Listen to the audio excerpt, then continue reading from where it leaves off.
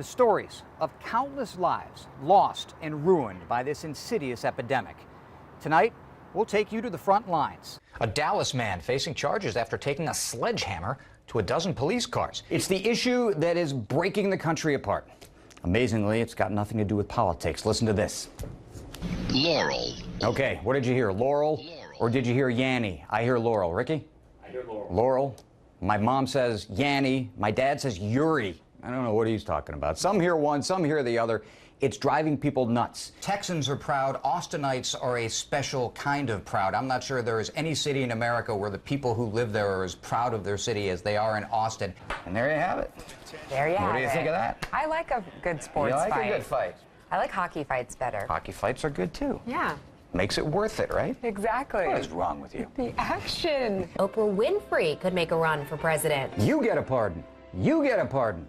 Coming up, find out if politics are in Oprah's future. Investigations are often like an hourglass. It seems like it's moving so slowly, and then when it gets to one certain part, they get a break in the case, boom, all the sand falls through, and that's what happened early this morning. Time for your weather on the ones. Meteorologist Mary Wasson is joining us on a lot of nines and even some triple digits there, Mary. Yeah, I know, and it's almost 6:30. It's true. It's the last major hurricane to hit anywhere in the United States, here, Florida, anywhere in the East Coast, Gulf Coast, was Hurricane Wilma in 2005. It's been 12 years, a dozen years, and that is the longest drought we've ever seen. You join the British Royal Navy, eager to get your first assignment. Then it comes.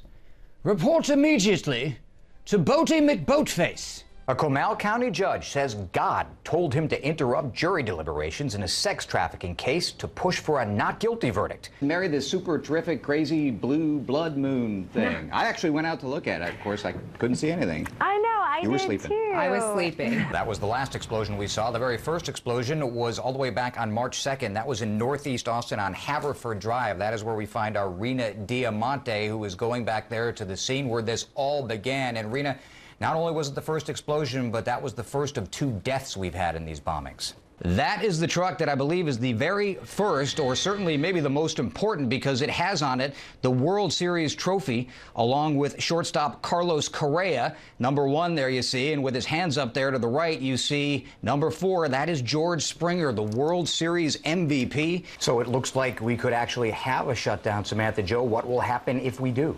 Yeah, the cold affecting animals of all varieties. With more freezing temperatures this week, the SeaWorld San Antonio rescue team heading back to North Padre Island to rescue cold-stunned sea turtles. The CDC says 115 Americans die from opioid overdoses every day, and that number will likely rise.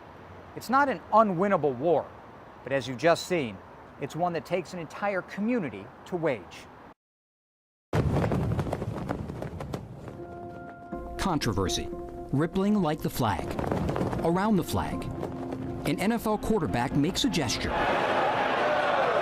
starts a movement, lights a fuse. Wouldn't you love to see one of these NFL owners, when somebody disrespects our flag, to say, get that son of a bitch off the field right now, out, he's fired. He's fired! Nate Boyer couldn't fathom why his favorite team's quarterback, Colin Kaepernick, chose to sit during the national anthem last August. I was angry and hurt, at first to see Colin sitting, because I didn't understand why. And that anger born of service to his country, 6 years in the Army, a Green Beret, a man who makes the impossible possible. No is one of my favorite words. Proving people wrong is like become an obsession of mine. And after the Army, Boyer defying no again, not on the battlefield, on a football field. Enrolling at the University of Texas, walking on to the Longhorns, even though he was too short, too slow, and had never played football in his life. Scrambled to find a way on the field via long snapping, the thankless job that nobody wants to do. It seemed nobody wanted to defend Kaepernick for sitting during the anthem, certainly in the military, and certainly not Boyer. But he did want Kaepernick to know how his actions affected veterans. So I wrote an open letter, and it was basically just as if you were sitting, as if Colin was sitting right where you were sitting, and I had, 5 minutes to tell him a little bit about me and, how I'm a fan of his and how I know this isn't about the troops, and it's not about hating America, but you know, I do want to try to understand. I want to try to work together because I want to see you stand again and stand because you feel the same way that I feel about, you know, our country. The Army Times published that letter. Kaepernick read it and invited Boyer to meet with him in San Diego. We talked more about, you know, how people in my community were reacting to this. What else can you do? Because sitting isolated like that, to me, looks like you don't care. But Kaepernick did care, enough to spend 2 hours with Boyer. They talked, listened, and worked something out. You know, we found a compromise or a middle ground or whatever you want to call it, where, you know, he would kneel alongside his teammates that night for the anthem, and I told him I'd stand next to him if he did that. Oh, say, can you see by the dawn's early light? It was Boyer's idea. Yes, it was a military man, a former Green Beret, who asked Colin Kaepernick to kneel for the national anthem. Whose broad stripes and bright stars. And people take a knee to pray, you know, people take a knee. We take a knee in front of one of our fallen service members, you know, grave to pay our respects. I think it's more respectful. Of course, that's just my opinion. Some of Boyer's fellow veterans share that opinion. Colin listened. He heard that, and that's the point, is that this is a conversation. He's not just trying to disrespect the country, you know, and he's definitely not disrespecting the troops. I think for him it has nothing to do with that. It's his right to protest. We serve in the military to preserve the rights of the citizens, okay?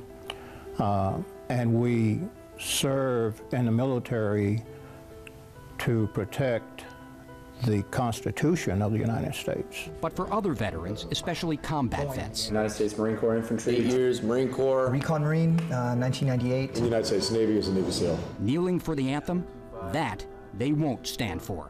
I mean, I'd like him to apologize for everybody, to the country for doing that, to the flag and to the anthem. The consequences of his protest is the disgrace and disrespect of a symbol that represents freedom and unity and all the men that have fought, and men and women who fought and died to retain the greatness that America truly has and has always had.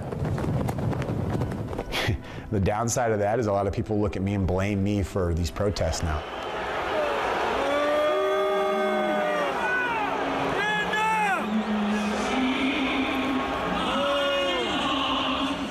And Boyer's not interested in playing the blame game.